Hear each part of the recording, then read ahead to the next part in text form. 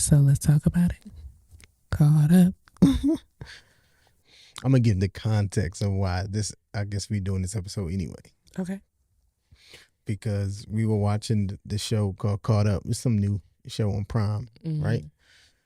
And was it the first episode or second? I think it might have been the first.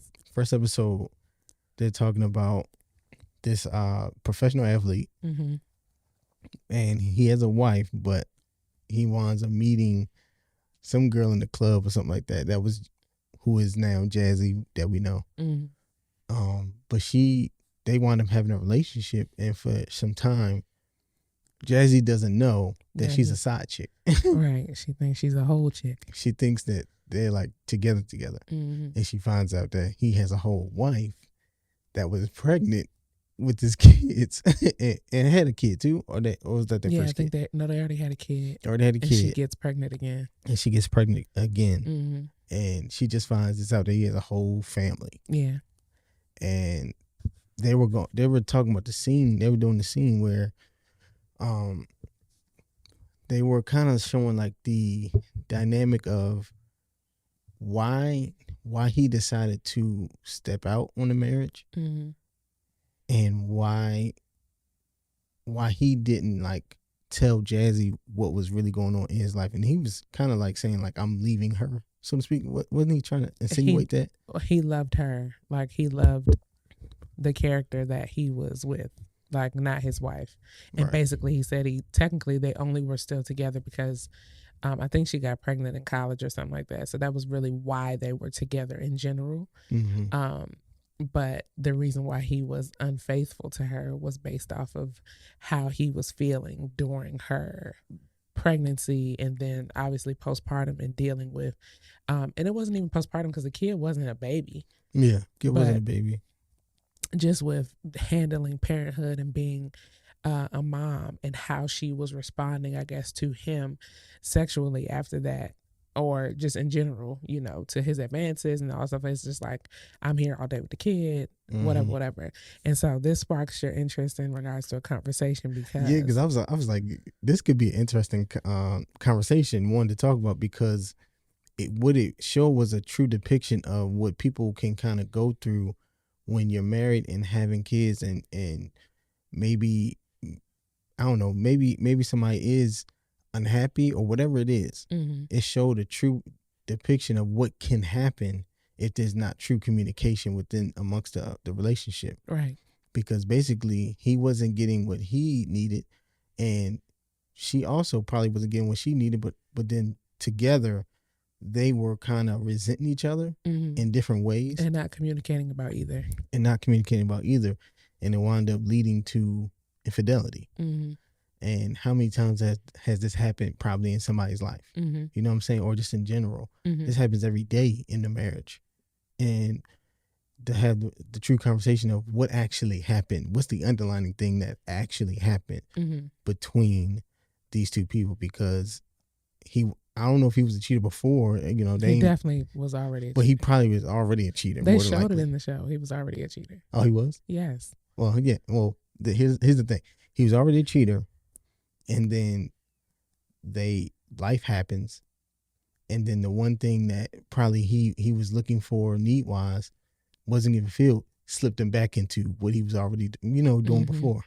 I mean, that goes all the way back to his needs, her needs. It does. So that's exactly what it was. A true depiction of his needs, her needs in one aspect of, what you can go through. So I thought it would be, interesting to dissect. So let's talk about it.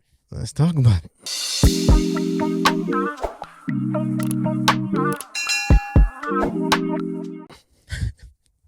Yeah, this intros on this season have been full monologue. I know they have not been quick. They have been 5 minutes long. At all. So, I mean, I'm curious if your desire to have this conversation also comes with the preparation of also about to be embarking on a postpartum period, and we're in the last days of pregnancy and all that kind of stuff like that. If that also triggered you. Were you triggered? It wasn't triggering. Not in the sense of also like being a cheater. Like we're not also saying. No. But I wouldn't say triggering, but because we had these recent conversations of like, what was the conversation we was having maybe a week ago? It was which one? All right, so you talking about your random night questions? What did I ask? Do y'all? First of all, I just want to stick a pin in this and say that men always say that women ask them random questions at random times of night. But I must say that Malcolm Garrison has gotten to a point where it is so random, and it just be like, "I'm not really a tiger." Basically. I'm not that random. It was that one time. No, it was not. It was that time we was in the line at Zara. It'd be random stuff. I don't remember. Zara was about was it affection? You got to jog my memory of what I actually said, because we're in the line at Zara, and we're in Philly for my friend's wedding. We're in line getting catered some clothes, and Mark is like, "How do you feel like my affection is?" And I'm like, "Now." Like just right now, this second in this line, that's what you want to do, and you want to ask this deep question. I'm not thinking this deep. It's rather, men don't ask questions like that. So to a woman, anything that is remotely, to me, let me not say to women, but I feel like to me, anything that is remotely inquisitive, mm-hmm. and about our intimate life or about our relationship, to me is deep.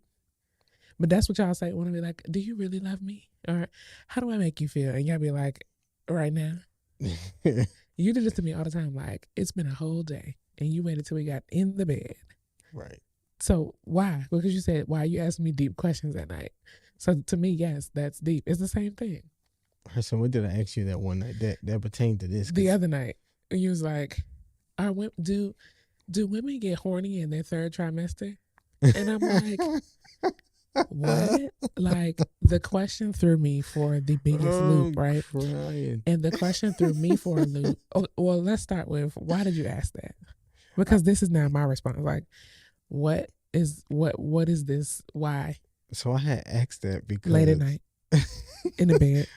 I had asked that because it's always this, like, for I'll say for men, or just for myself in general, but I know for men go through this for a fact. When it's that third trimester, it gets harder to discern when is the right time to initiate sex. You know what I'm saying? Like, it gets harder and harder because, one, we hear the pains y'all go through all day, every day. So if you're like getting up and saying, my back hurt, or oh, my stomach hurt, and we hear this all day long, and maybe we might be like wanting to have sex that night or that day in general, we don't know when is the actual best time to actually initiate with her, because it doesn't seem like she's comfortable. And the one thing we don't want to do is make you uncomfortable. So I was asking you that because I'm like, do women actually want to do this in their third trimester? Do they want to initiate? Do they get horny? Do they want, to go there? Or do they just not want to be touched and they don't want to do it? And here was I'm pretty sure we argued after that. There was... Maybe, yeah. Nonetheless, no sex was had. It's definitely not the question asked to try to get something. I mean, couldn't have been. But that it was couldn't really have been your clarity. intent. Well, my confusion with the question was simple. Mm-hmm. It's like, I'm positive that the last few times, probably within this whole third trimester, in my opinion, maybe outside on once or twice, I initiated the sex. Mm-hmm. And so for me, it was like, how could you even be asking me this when it's not even like you have made an attempt, or, you have not, I told you, I think I said, like, I don't even feel like you want me. I already feel like, a hungry hippo, you know what I'm saying? Like, I'm already dealing with, you're not supposed to laugh that. I'm laughing at the fact that you're like, I get it. I just already don't feel like myself. And so are you, like, if you're asking me about like my desire for sex, it's like, are you even putting in any effort that puts me into a position that I would even feel that way? Because to me, it feels like you don't want me. Yeah. And for a man, I'm like, y'all make this life like it is. I need it all the time, all the blah blah blah. So, as a pregnant woman, I'm like, am I no longer satisfied my husband, or does he no longer desire me because of what I look like or do, whatever? And you're on the other side having these silent thoughts of, well, you moaning and you groaning and da da. And I'm like, but your question was, am I horny? Do I desire sex? Do I have a desire to do that? And I'm like, is that really a fair question to me? Because I'm like, you're not giving me nothing. You know what I mean? And this is where we start going back and forth. Yeah. Back and forth. And yeah. It may not have been a fair question, but it was more so a question of like, I'm trying to get a sense of what I'm already thinking in my head. Like, is it me in my head thinking like, okay, she doesn't feel like she's up to it. She don't even seem like she's up to it. Right, but that's you assuming. But the thing about it is, you got to understand chemistry. If we've been together for however long we've been together, you know when somebody is up for it and when somebody isn't. So when you're in your third trimester, it gets really that much harder to discern when that time is. And I understand and then from what men, you we were get saying. confused. Yes, you know and what I'm saying? understand, but in your confusion and what you say, even with this whole topic and this show and all that, is like, but you never communicated anything to me. You know what I'm saying? It's like the way the question was posed and the argument that seemed like was coming from your end of the table was as if you have consistently been asking. Right. You have been consistently trying to like, no, get off me, get out of my face. No, don't you hear me? Don't you see?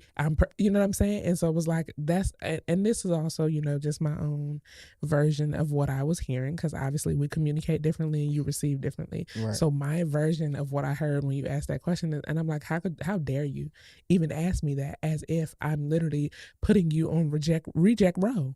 Right. You know what I'm saying? Yeah, and so I feel like, you're like, well, this is how I feel and this is what I'm thinking. And I'm like, you've never said anything to me. Right. You know what I'm saying? You haven't said anything to me. And to me, I feel like you don't even want to be around me at all. You know what I mean? And so I'm like, so if you're asking that and you want to see a difference, or if you were looking to now engage in some sort of intimacy, how would I even want to do that when I feel like you don't even want me at all? Yeah, I get that. And that actually wasn't what I was like trying to communicate, so to speak. It was more so like let me ask you, because I don't know, because I'm not sure. And obviously we were experiencing two different things. So the reason why this correlates to the show is because they were also married and pregnant. They're expecting a child. The difference is, though, he was making advances all the time. And it looks like she was rejecting him for the most part.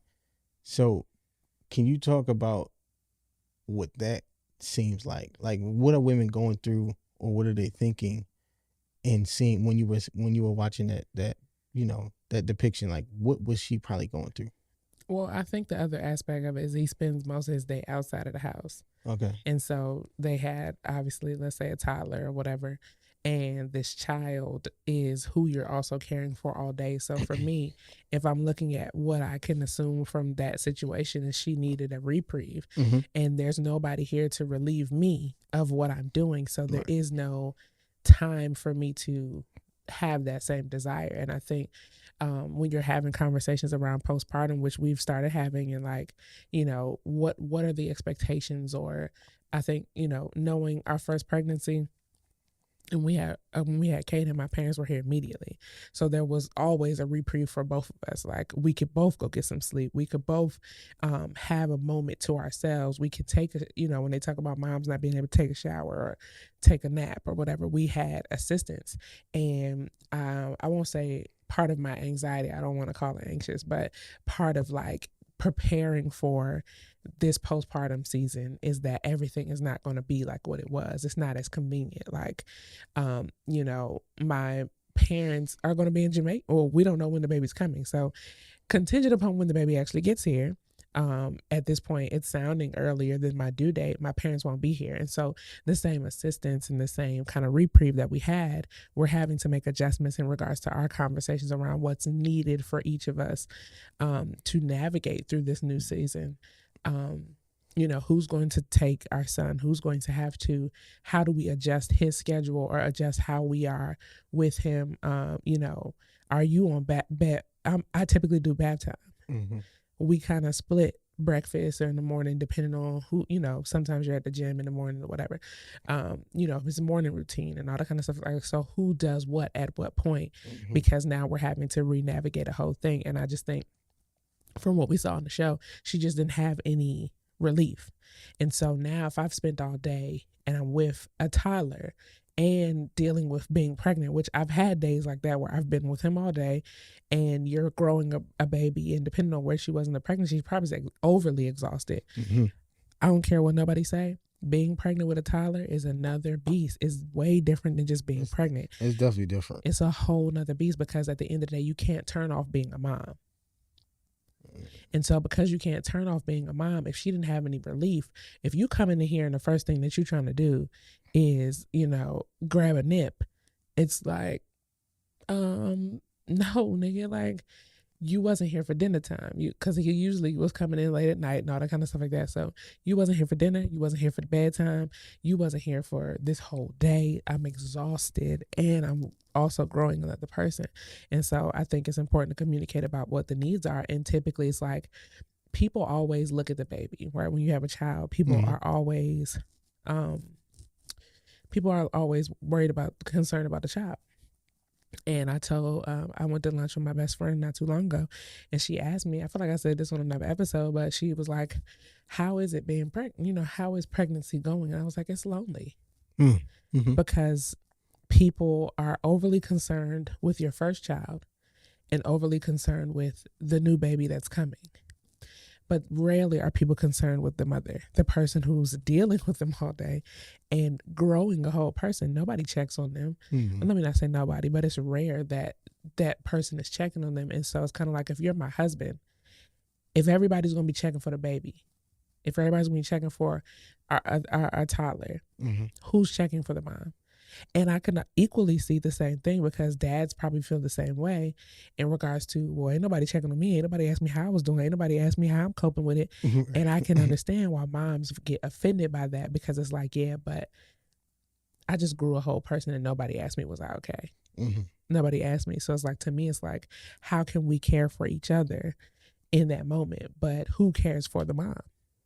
And so to me, it was kind of selfish that all you're looking for is to, relieve yourself, which I get it. But it's like, I feel like most women would agree with you, like that he was. So you feel like he was selfish in the sense of like, based off of the way it was written. Obviously, it's a script. You know what I'm saying? It's not somebody real life. Yeah, but we don't know if he was home all day. We don't know if he, you know what I mean? But from the way the show is written, he was out all day. And she's home all day by herself. And the first thing you come in is get a shower and get in the bed and tap me on my shoulder. Well, I think from the male's perspective, I think he was more so looking like he's thinking like, okay, I'm coming home to my wife, mm-hmm. and I've been out working all day, and I'm providing this life for us. Mm-hmm. And when I come home, my wife, the one person that I'm supposed to be relieving myself with, or connecting, or, this is our sense of intimacy.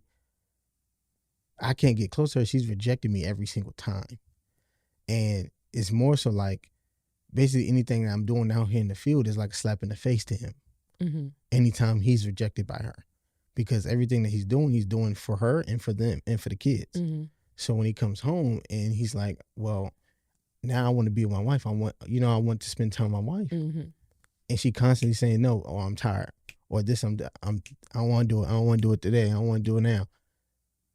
There's only so much I think men typically can take when it comes to that, mm-hmm. rejection wise, because every time it happens, it's like building a deeper and deeper hole. You know what I'm saying? It's building a deeper and deeper hole. And he's like, well, why am I out here doing what I'm doing and I can't get love where where I'm coming home to for what I'm doing it for. And I think it just got to a point where he was like, forget this. Now, not justifying to do it, you know what I'm saying? Not justifying stepping out in the marriage, but I can see on the male side of why it was easy for a woman to swoop in. No, I definitely. You see what I'm saying? That's on Because anything. Because if she you went in to the clubs too. I mean, it's also where Jesus you spend your but time. That's also where he's working. That's where he gets money too at. So appearances and stuff like that get you paid. So if you in the club and you having all this access, seeing all these things, and then when you come home and you get rejected, how many times do you think a male is going to endure that? What do you mean? I think at the end of the day, you made a vow. Yeah, I agree. It doesn't matter. I agree. To me, that doesn't matter. To me, completely you can see it as much as you want to, but making a decision to make that move, that's a choice. Yeah, that's a choice. At the end of the day, that's a choice because, you're choosing to say, oh, well, I'm justified because when I get home and I've done all this, my wife says no to me. That's not justification to say, so now I have a green light to go do what I want. I think both sides aren't justified. No.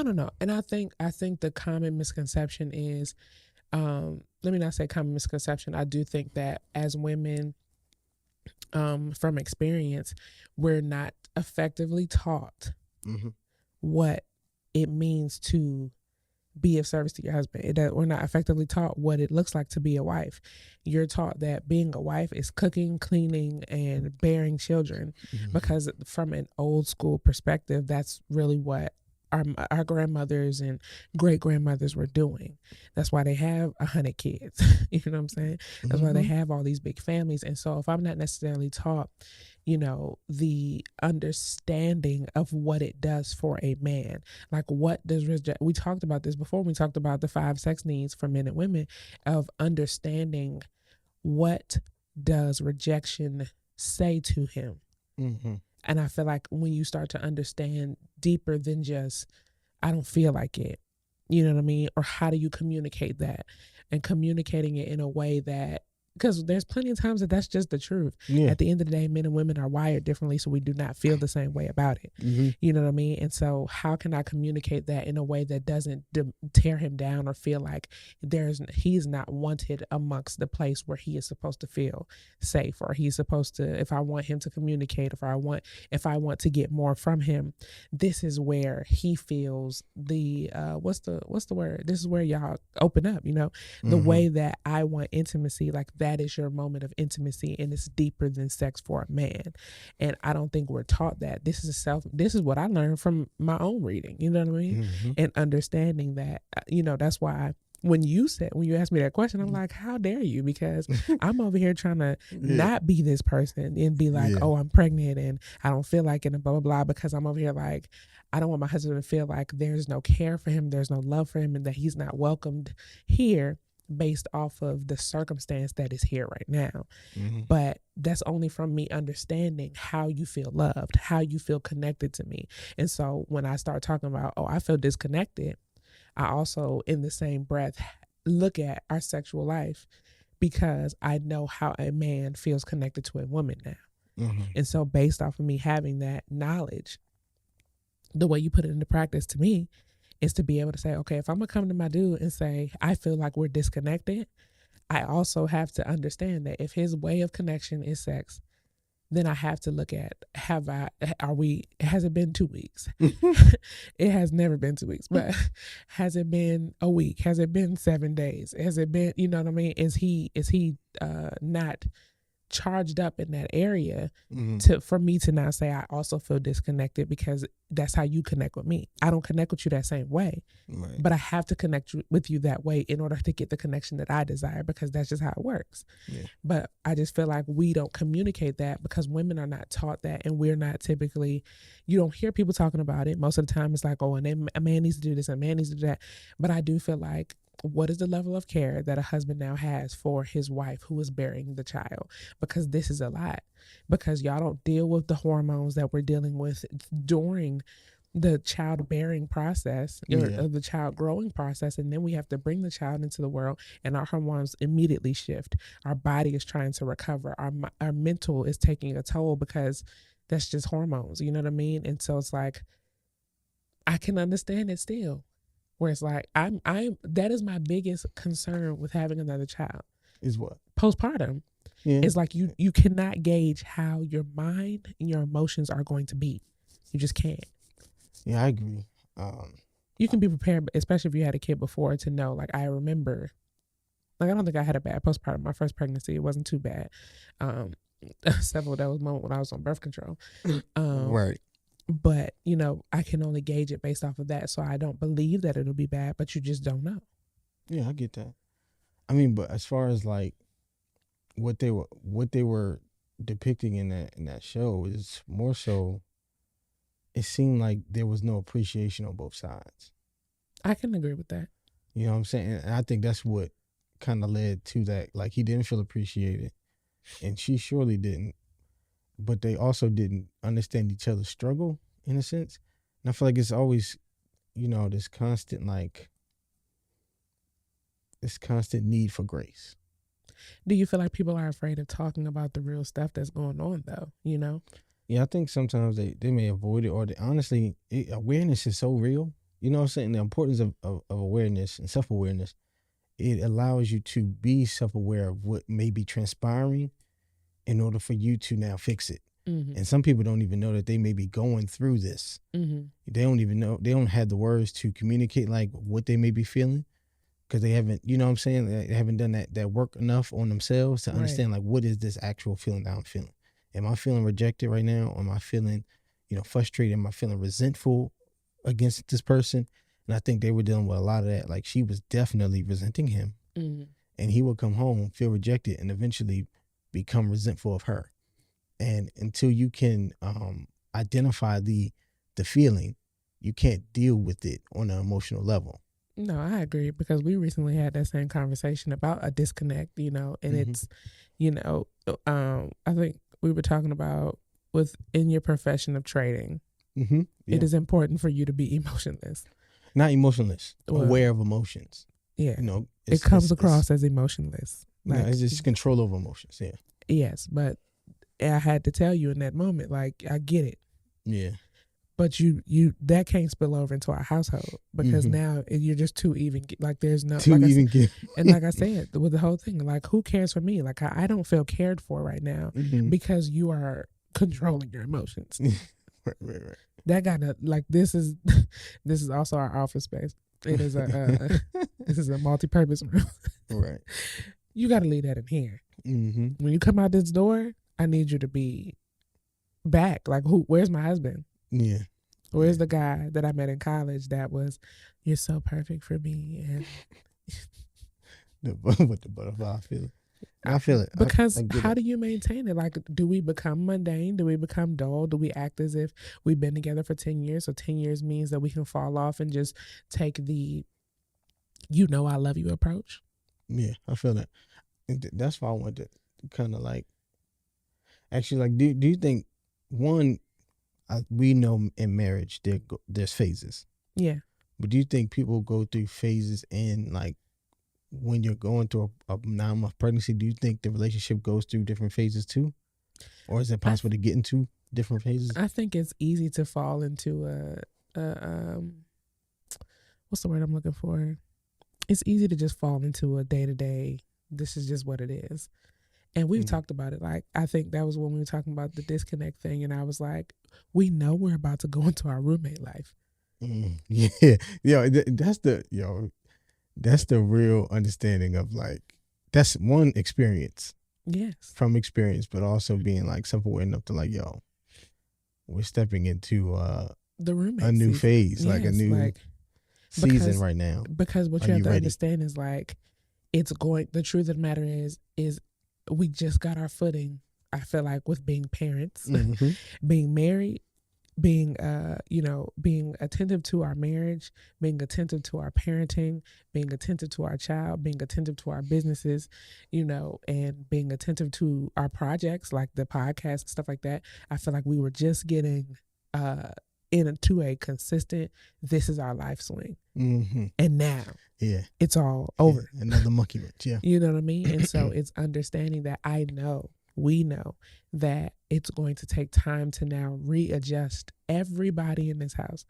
one, two, three, the three of us who've already been here, and the one that's going to be new. Mm-hmm. Because we have to also get him acclimated to our lives, and we have to get ourselves acclimated to having another child. We have to get our son acclimated with having a sibling.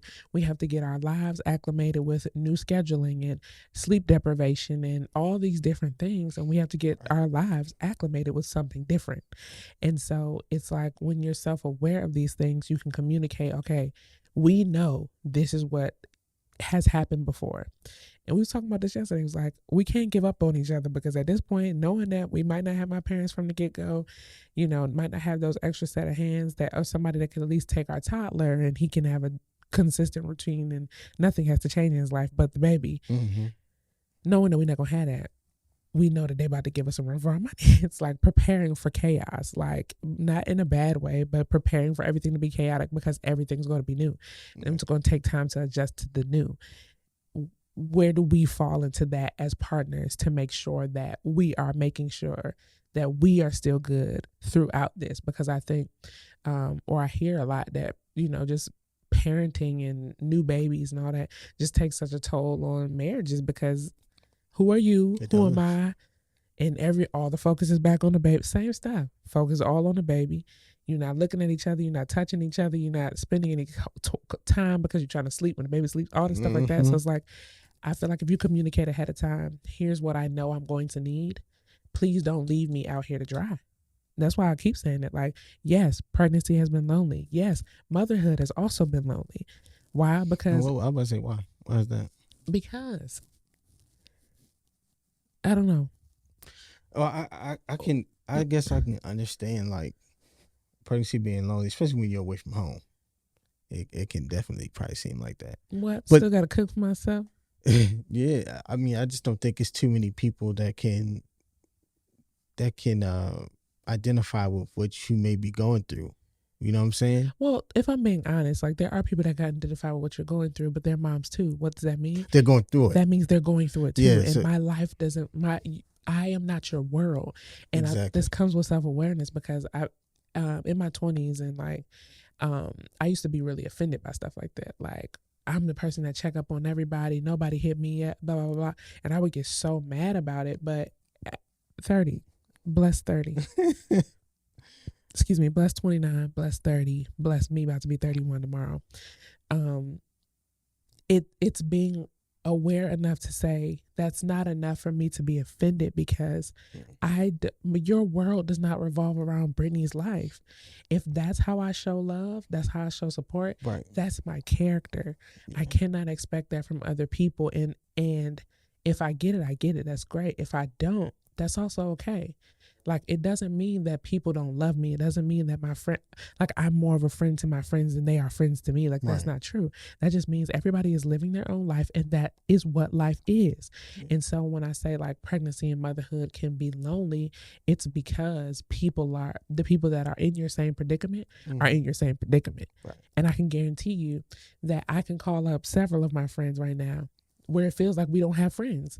We are friends, but we don't feel like we have friends. Why? Because we have to be moms all the time. You have to be moms. There's no, no off switch. There's moms no clocking out of it. So. Yeah, and I feel like dads, like, you and your guys, y'all go hoop in the morning, right? Recreation. Yeah. I don't feel like as women, we don't have those same things. Like, we don't have let's go to play tennis in the morning, or let's go to the gym, because it's just like the demand on us is a little bit different. And that's not to say like dads have it better. I'm not saying it like that. Mm-hmm. But you guys do focus more on recreation. You know what I mean? That is a part of how y'all operate, is on a recreational. I think it's because we don't necessarily like coordinate and get together like women do. Like, women will go out to lunch and and it take us 2 months to plan one lunch. Be mimosas and all. Men don't really do that, but they find connection in recreation and stuff like that.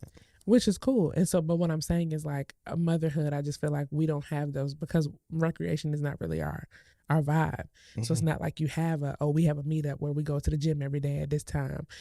Also, all of our friends that live in Atlanta, we so far apart, Yeah, I and we're mean, not in spread the out. Yeah, same place where, like, and I yeah. feel like things will be different in the next 3 to 5 years when most of us have kids in school. It's going to be a whole nother, That I too. can't wait, because we're probably all going to be in a whole new world, and where how we have so much more time to do those things.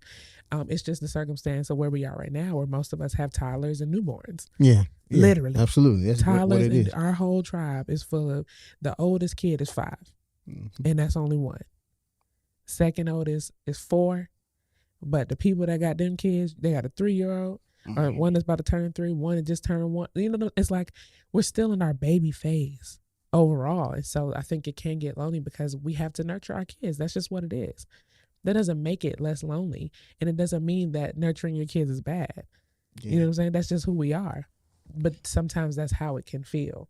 yeah, Specifically because most of the attention is always on the child, not only from you, not only from dad, not only grandparents, your grandparents, their grandparents. you know what? I be trying to figure out, like, how do couples continue to date when they have new kids, like, or Tribes. small kids? You know what I'm saying? Like, I think that's what's really tough on a relationship too.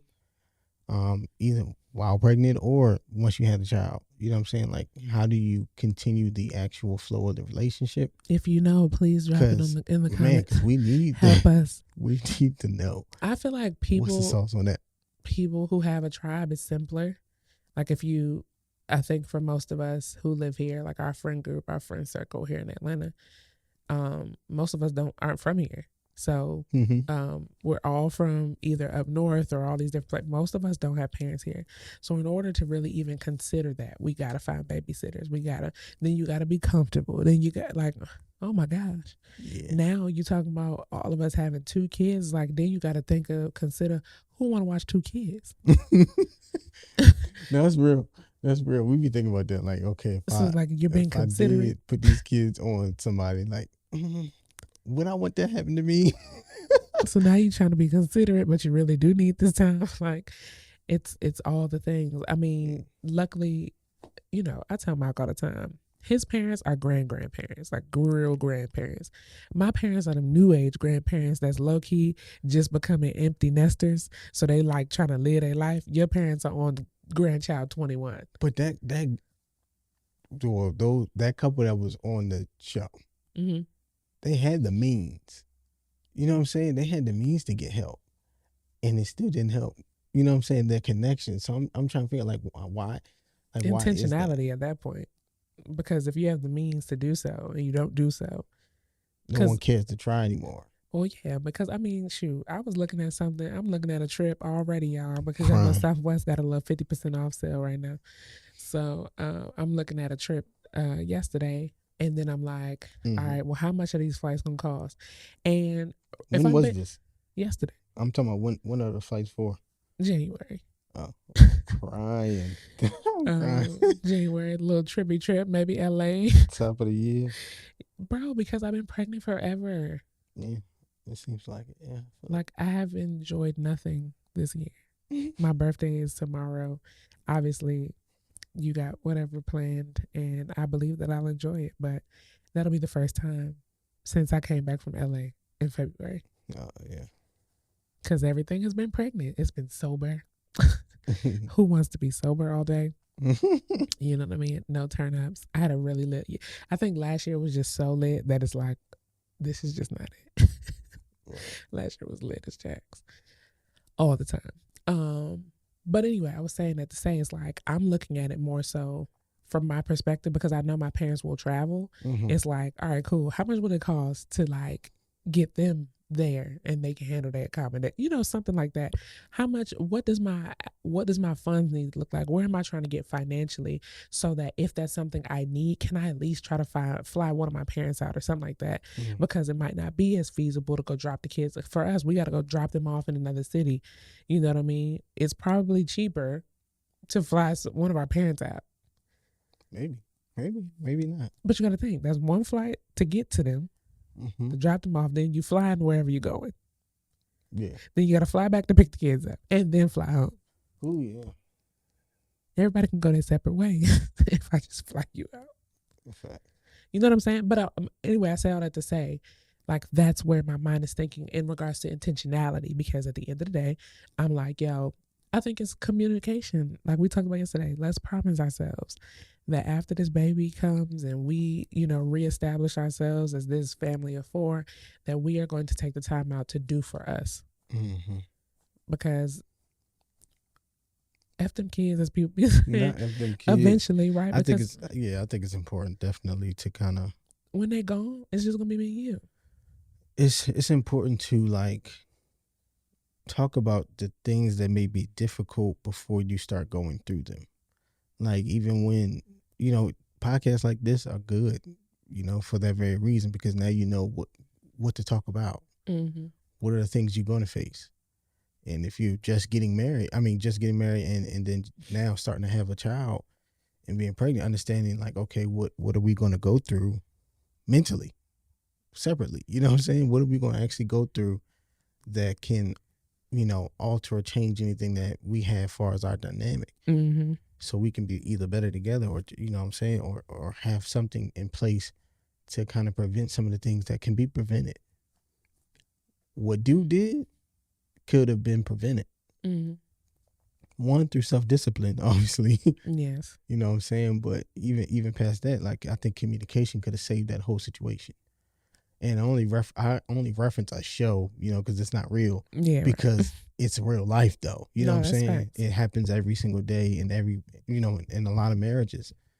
And that's I think the question to ask is like, what do you need from me? If I had to say, Okay. For a husband to ask his wife or a man to ask his woman, is like, I think sometimes the question is lost of like, yo, how can I help you? Because helping me helps you. Yeah. And not that you're doing it for a give or take, but it's like in those moments when we are adapting and we are adjusting and, we're dealing with our bodies and self-consciousness and all that kind of stuff like that, and not wanting to drop the baby because you picked up a piece of ice and now your water done broke. Yeah, that's milk all day. I can't do anything. She squats. I think she about to have that child. I jumped out of my sleep this morning. He thought that my water broke. Let's see. I want y'all to picture this. What? I want y'all to picture this. Somebody, it's 4 a.m. in the morning, 5 a.m. in the morning, and she wakes up like this. Like, they can't see what I did, but you know what I'm saying. It was so quick. And this is exactly what happened at 5, 6 a.m. in the morning when her water broke. I just didn't hear pop this time. But back then I heard a pop. You did exactly what happened the last time. I'm like, oh, it's time. Oh, shit. I'm thinking it's time, yo. And she was like, sorry. I thought I heard something. Like, what? You thought you heard something? What the hell? I did hear something. I don't think I heard something. I definitely heard something. Like, it sounded like, so here's if I can give you the perspective, right? Mm-hmm. I want you to think of a wooden box, okay. Right? You know that wooden plaything that Kana has where you put the shapes inside? Yeah. It's solid and hollow as Jack's. Mm-hmm. And then it sounded like it had all the pieces on the inside and he threw it on the floor. That's what it sounded like. He was still asleep. Gotcha. But that's what I heard. And obviously I might have just been hearing it in my sleep. But that's what I heard. And that's what woke me up out of my sleep, is this loud crash, mm-hmm. or this loud boom that I hear. And you were like, what? You okay? And I'm like, yeah, my bad. Yeah, I was tripping, y'all. Yeah, you didn't hear that? Definitely what? Didn't hear nothing. Heart jumped out my chest and ran out the room. You know what I'm saying? Like, you didn't run out the room. You barely got up. I said my heart did. But all right, well, life lesson, I guess. Do you have a life lesson from? I think my life lesson is always going to be find a way to communicate. Communicate when it's hard. Communicate when you don't know what to say. Find an opportunity. Create an opportunity for you to be vulnerable. I think that's what vulnerability is being able to say the hard things, even if they're not comfortable to say, if you don't know what to say, but find a way to say it, because I think resentment comes when there's no communication. Resentment comes when I feel a way, but I can't tell you how I feel.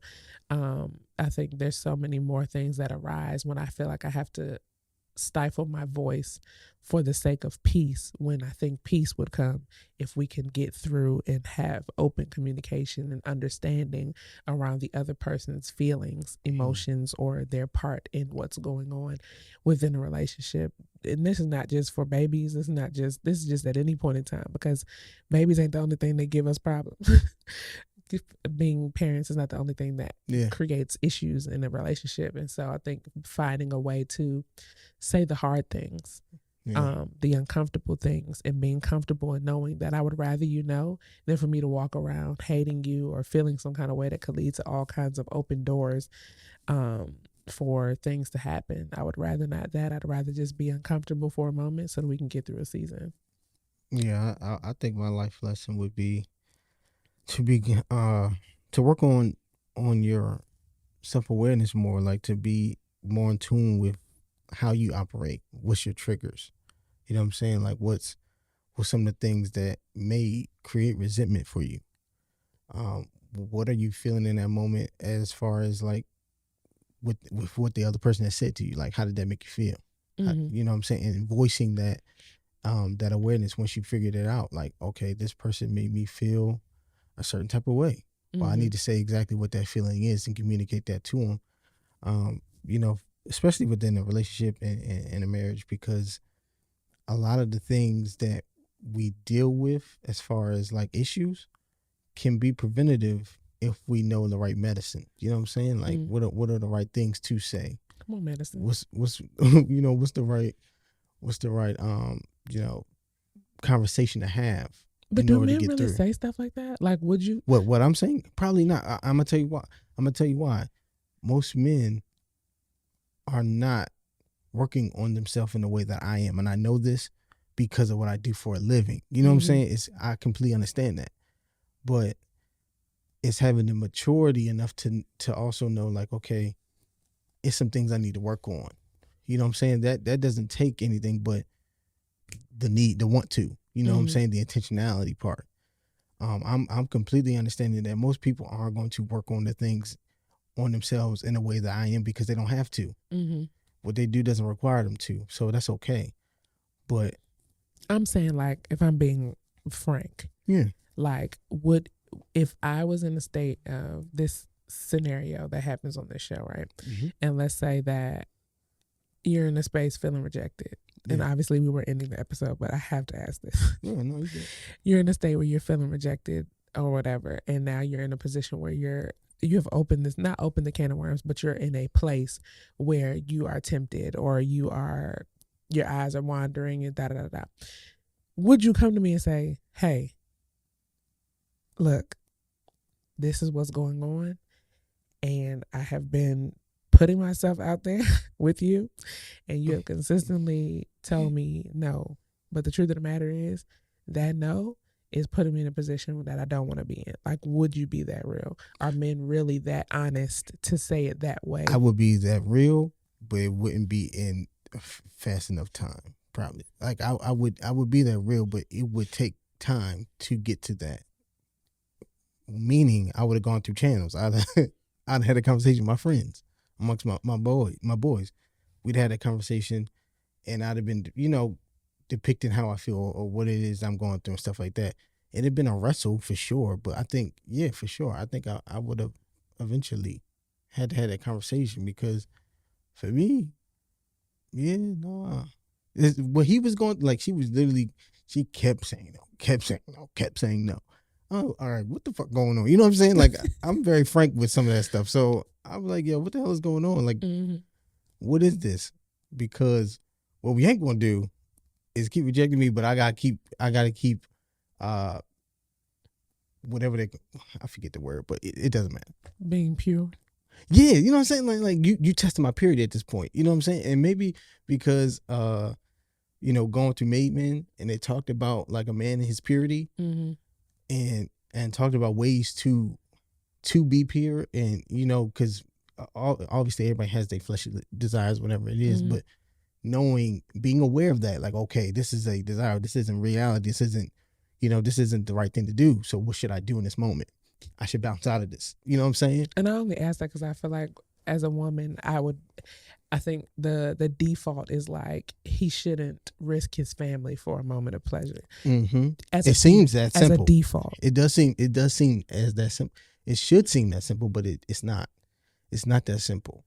And especially it's not that simple for men. It may seem like that, especially on the woman's side. I can see where it's like, why would he blow up his entire life for 5 minutes? Because that's literally how long it's going to take. But like, but you don't see, like, it was a build up. It wasn't just that small little moment.